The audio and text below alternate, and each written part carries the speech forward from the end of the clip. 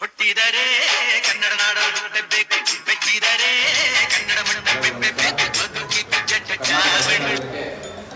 ತಾಲೂಕು ಪದಾಧಿಕಾರಿಗಳ ಸಭೆಗೆ ಆಗಮಿಸಿದಂತಹ ಎಲ್ಲ ಕರ್ನಾಟಕ ರಕ್ಷಣಾ ವೇದಿಕೆಯ ತಾಲೂಕು ಪದಾಧಿಕಾರಿಗಳು, ನಗರ ಪದಾಧಿಕಾರಿಗಳಿಗೆ ನಮಸ್ಕರಿಸುತ್ತಾ, ಇವತ್ತೇನು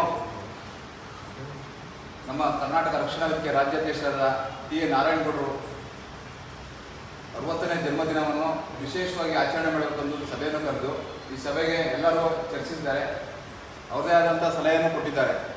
ವಿಶೇಷವಾಗಿ ನಾವು ಕರ್ನಾಟಕ ರಕ್ಷಣಾ ವೇದಿಕೆಯರು ಸಸಿ ನಡೆಯೋದಿರ್ಬೋದು, ರಕ್ತದಾನ ಮಾಡೋದಿರ್ಬೋದು, ಬಡ ಮಕ್ಕಳಿಗೆ ನೋಟ್ಬುಕ್ ಕೊಡೋದು, ವಿಶೇಷವಾಗಿ ಎಲ್ಲ ಥರ ಸಿಹಿ ಹಂಚಿಕೆ ಎಲ್ಲ ಆಗಿದೆ.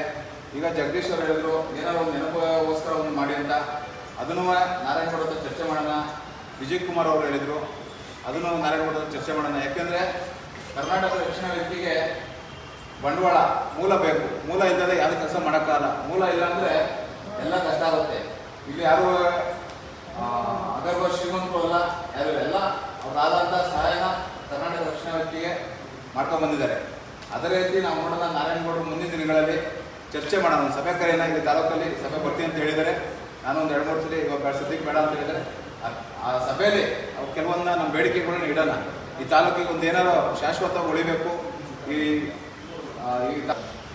ದಿನಾಚರಣೆ ತಾಲೂಕು ಅಧ್ಯಕ್ಷರು, ನಾವು ಉಪಾಧ್ಯಕ್ಷರು ಎಲ್ಲ ಮಾತುಕತೆ ಮಾಡಿದ್ದೀವಿ, ಮಾತುಕತೆ ಮಾಡಿದ್ದೀವಿ. ಈಗ ನನ್ನ ಅನಿಸಿಕೆ ಏನಂದರೆ, 10 ತಾರೀಕು ಸಿಹಿ ಹಂಚಿ ಸಣ್ಣ ಮಕ್ಕಳಿಗೆ ಪುಸ್ತಕ ವಿತರಣೆ ಮಾಡಬೇಕು. ತದನಂತರದಲ್ಲಿ ಹಾಸ್ಪಿಟಲ್ ಹೋಗಿ ಹಾಸ್ಪಿಟಲ್ ಒಳ್ಳೆಯ ಹಣ್ಣುಗಳನ್ನು ವಿತರಣೆ ಮಾಡಬೇಕು ಅಂತ ಅಂದ್ಕೊಂಡಿದ್ದೀವಿ.